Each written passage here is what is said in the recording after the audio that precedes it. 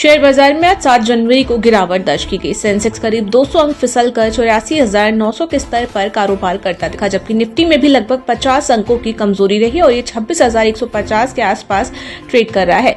बाजार में auto, banking और एफएमसीजी सेक्टर के शेयरों में सबसे ज्यादा दबाव देखने को मिला।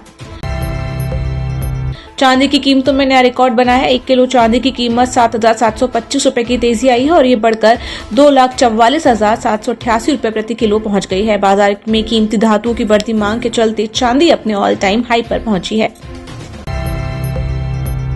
आयकर में छूट का दायरा बढ़ने के बावजूद देश में टैक्स चुकाने वालों की संख्या लगातार बढ़ रही है। संसद में पेश केंद्र सरकार की रिपोर्ट के अनुसार बीते 4 साल में जीरो टैक्स रिटर्न फाइल करने वालों की संख्या 20% बढ़ी है, जबकि टैक्स देने वालों की संख्या 50.4% तक बढ़ गई है।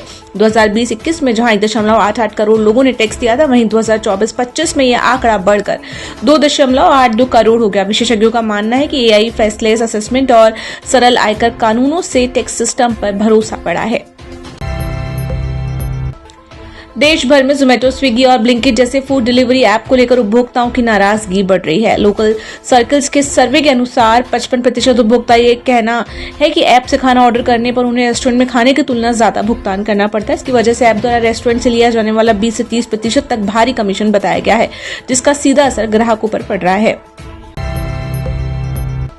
रिलायंस इंडस्ट्रीज से रूस से कच्चा तेल नहीं खरीदने के फैसले के बाद जनवरी में रूसी तेल का आयात कई वर्षों के निचले स्तर पर पहुंच सकता है। रिलायंस ने कहा कि जनवरी में रूस से तेल की कोई खेप मिलने की उम्मीद नहीं है। ये बयान अमेरिकी राष्ट्रपति डोनाल्ड ट्रंप की उस चेतावनी के बाद आया है जिसमें उन्होंने रूस से तेल खरीदने पर भारत पर अतिरिक्त आयात शुल्क बढ़ाने की बात कही थी।